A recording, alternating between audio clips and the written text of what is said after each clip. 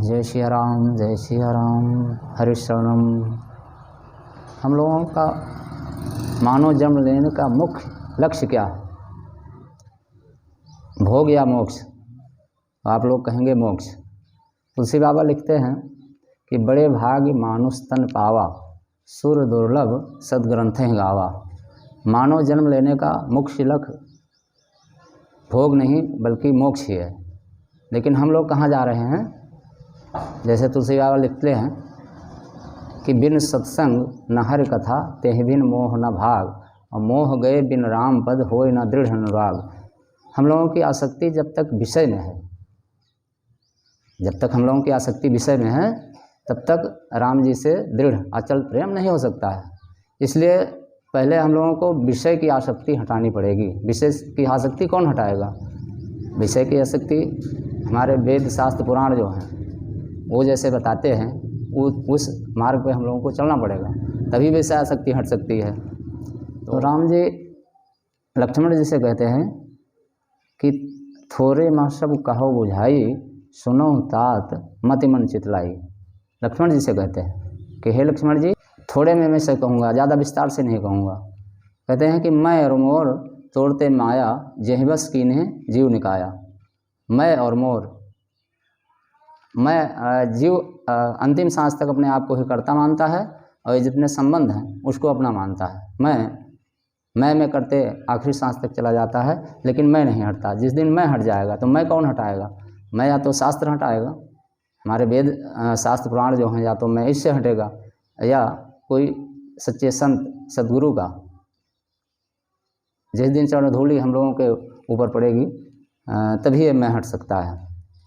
तो आगे भगवान कहते हैं, भक्ति के बारे में कहते हैं भगवान कि भगत धन कहो बखानी, सुगम पंथ मोहि पावै प्राणी।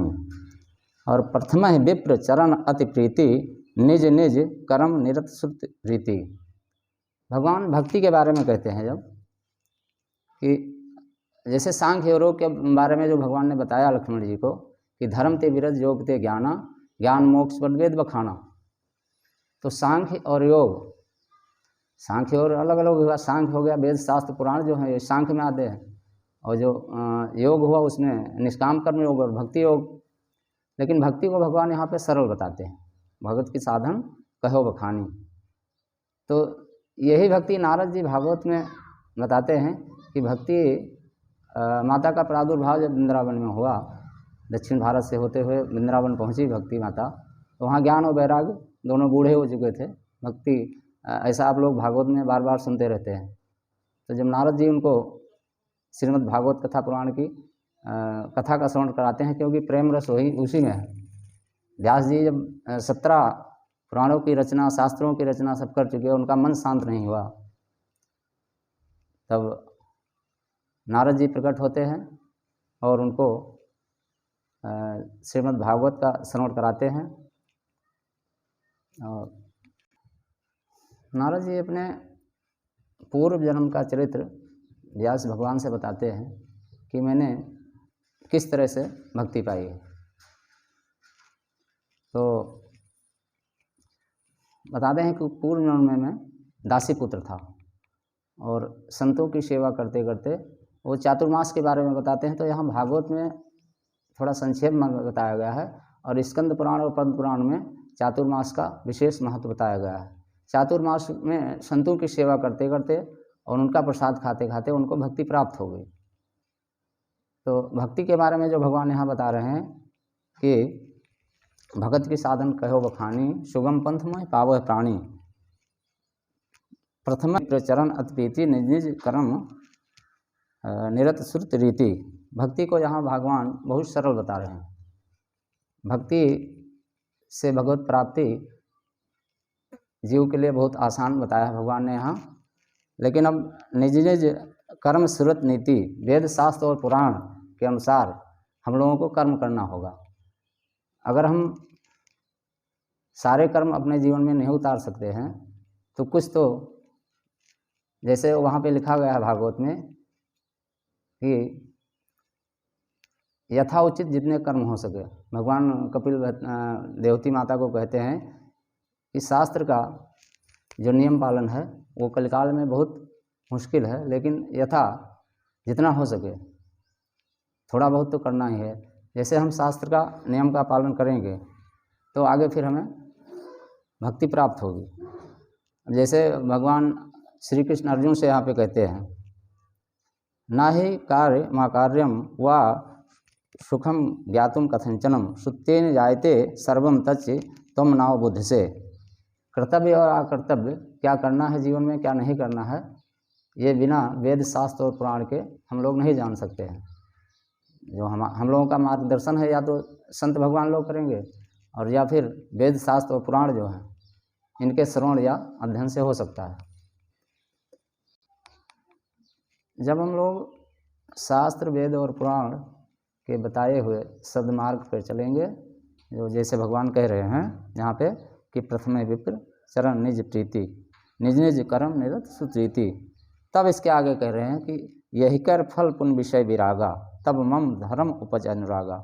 इसके बाद में तब हम लोगों को विषय की आसक्ति से मुक्ति मिलेगी। अब यहाँ पे विषय की भगवान जो बात करते हैं, विषय दो प्रकार का बताया गया है। जैसे भागवत में ऋषभदेव जी लौकिक और पारलौकिक विषय दो तरह से बताते हैं। उसको पतंजलि योग में दृश्य और अनुसाविक के नाम से बताया गया है, लौकिक और पारलौकिक विषय।